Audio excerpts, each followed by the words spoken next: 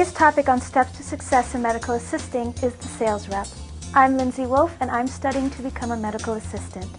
I've been working part-time in a doctor's office, and one thing I've noticed is that salespeople from some drug companies know more about my boss than I do.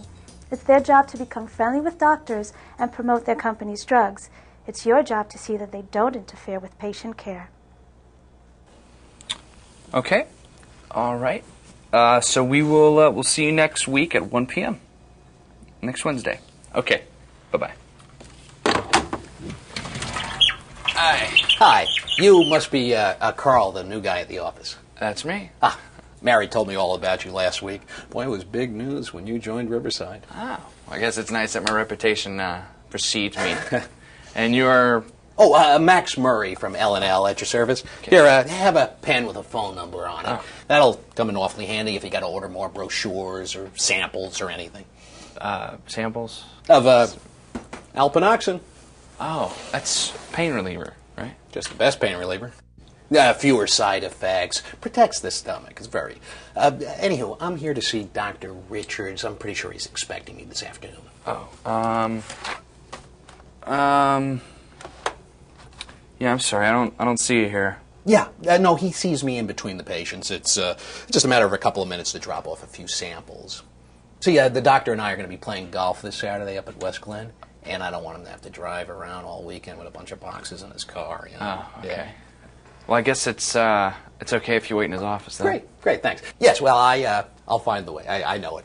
Oh, you know what? Before I go back there, let me just drop off some of these pamphlets for your patient information rack. Ah, right in there. That fits nice. All righty.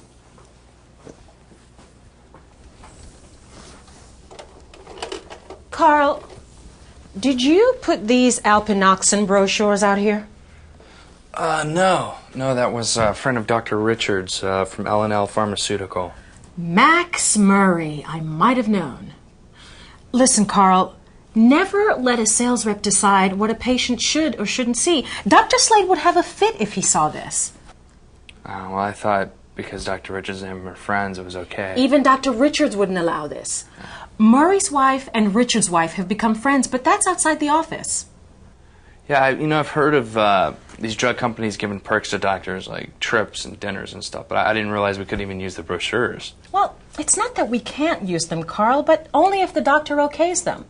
It's up to the doctor to decide what a patient sees, not you. Did Max also try to con you into letting him wait in Dr. Richards' office? Well, I thought because they were friends, it was okay. It is never, ever okay to put a rep in the doctor's offices.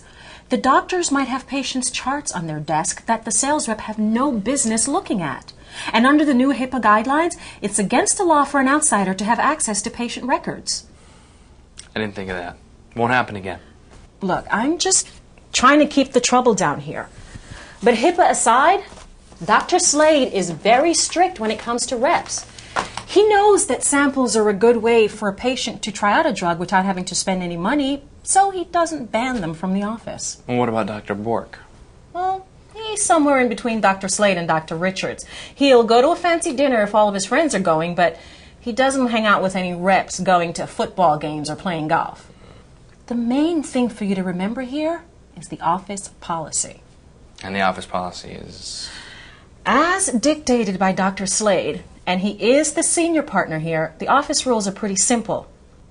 Drug company reps are a resource, but they should only be used to benefit the patient.